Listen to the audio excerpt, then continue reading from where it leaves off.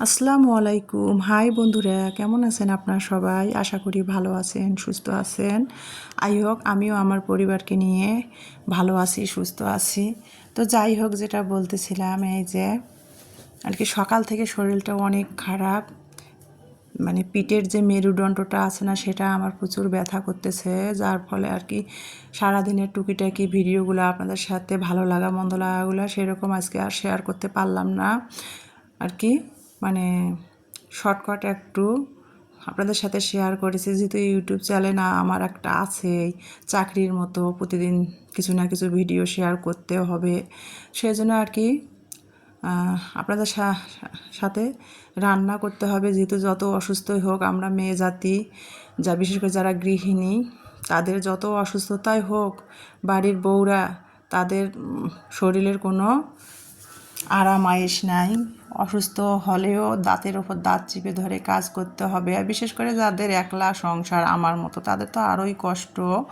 তো যাই হোক, যেটা বলতেছিলাম, সকাল থেকে আজকে 3 দিন ধরে এমনিতেই শরীরটা আমার খারাপ। মেরুদণ্ডর ব্যথা করতেছিল। ইলমার বাবা মেডিসিন এনে দিয়েছে। আর ঈদের ছুটি, যেহেতু সবাই ডক্টররাও ঈদের ছুটিতে আছে, সেই জন্য ইলমার বাবারও ছুটি নেই। সেই জন্য ইলমার বাবা আমাকে অর্থোপেডিক্স ডক্টরের সিরিয়াল নিয়ে দেখাতে পারলো না। পরের মাসে যদি আল্লাহ বাসায় বাতে রাখে, ইলমার বাবা আসলে তখন দেখাবে।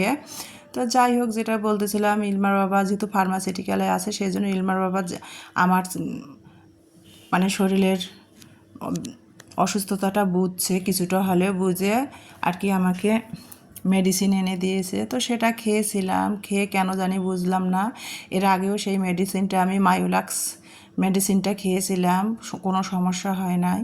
তো পরশু দিন আমি সেই মেডিসিনটা নিয়েছিলাম, নেওয়ার পর ব্যথাটা আমার আবার বেড়ে গেছে। তো যাই হোক, মেরুদণ্ডর ব্যথা বেড়ে গেছে, তারপরেও কিন্তু আমি কষ্ট করে সংসারের কাজ করতেছি, যেহেতু আমার কেউ নেই, বাসা বাড়িতে থাকি, আমার বাচ্চাদের দেখবে কে, খাওয়াবে কে, রান্না করে।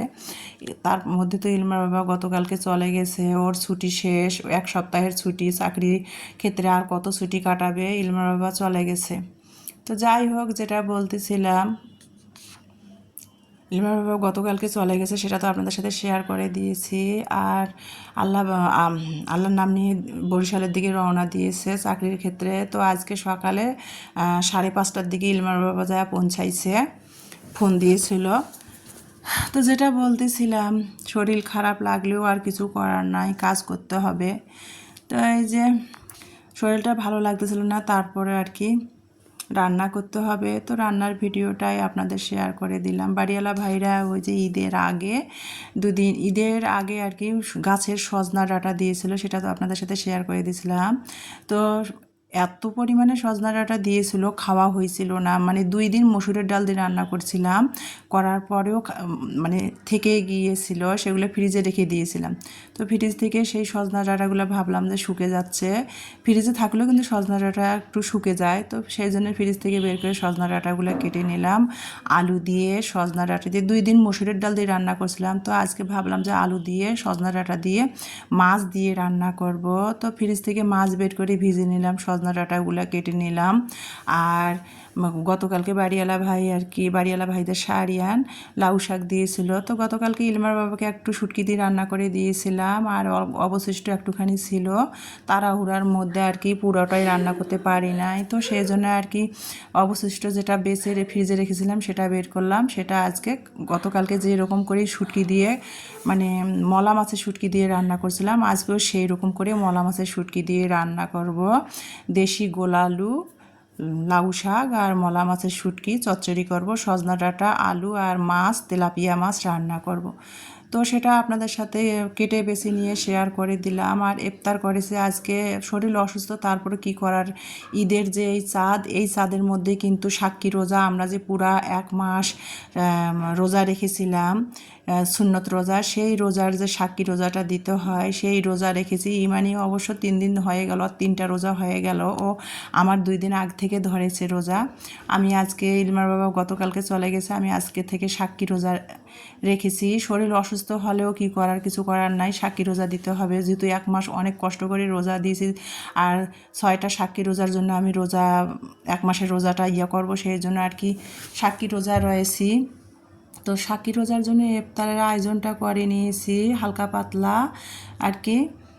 তো যেটা হোক, যেটা বলতেছিলাম, তো ইফতার করে এই যে চা বানিয়ে রেডি করে নিলাম। আর ইফতারের আয়োজন ট্যাং দিয়ে আমার গ্লাসের মধ্যে আমি এসব গুল দিয়ে তোকমা দিয়ে শরবত বানিয়েছি। ইমানির গ্লাসের মধ্যে শুধু ট্যাং দিয়ে শরবত বানিয়ে দিয়েছি। আর গতকালকে হালুয়া, ছোলার ডালের বুটের হালুয়া বানিয়েছিলাম, সেটা তো আপনাদের সাথে শেয়ার করে দিছি। তো বুটের হালুয়াটা নিলাম, ফ্রিজে একটু দুধ সেমাই ছিল, আর ইমানি একটু বেগুনি বানিয়েছে, আর এই যে স্যুপ মানে নর চিকেন স্যুপ বানিয়েছে আর কি, দেখতে পাচ্ছেন নুডলস দিয়ে, সেটা আর কি ও নাকি খাবে, সেটা নিয়েছি। আর তরমুজ কেটে নিয়েছি ফ্রিজ থেকে বের করে, ঠান্ডা ঠান্ডা তরমুজ আর কি। বেগুনি ইমানি বানালো।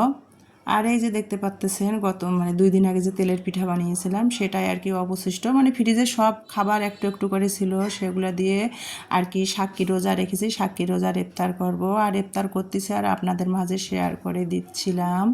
এই যে দেখতে পাচ্ছেন।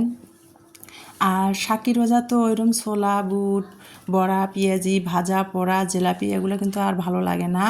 সেই জন্য আর কি ফ্রিজে একটু একটু করে খাবার ছিল, সেগুলো বের করে নিলাম।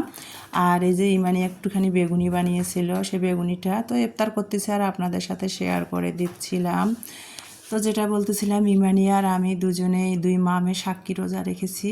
তো এই যে ইমানি আমাকে জোর করে একটু নুডলস দিয়ে স্যুপ বানিয়েছে, তো জোর করে একটু দিল, আমি খাবো না তারপরে দিল। তো এই যে খাচ্ছিলাম আর আপনাদের সাথে শেয়ার করতেছিলাম। আর আমার এবার বুটের হালুয়াগুলো অনেক পাতলা হয়ে গেছে, তাড়াহুড়ার মধ্যে করেছি তো, মানে হালুয়াটা যে বরফি শেপে কেটেছি পাতলা হয়েছে।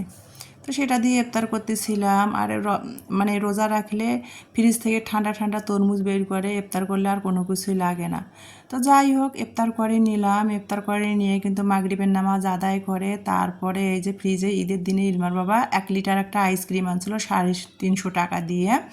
তো সেই আইসক্রিমটা একটু একটু করে খাওয়া হয়েছে, ফ্রিজে যেহেতু জায়গা নাই, আর গরমও প্রচুর পড়েছে, বৃষ্টি বাদল তো কিছুই হচ্ছে না।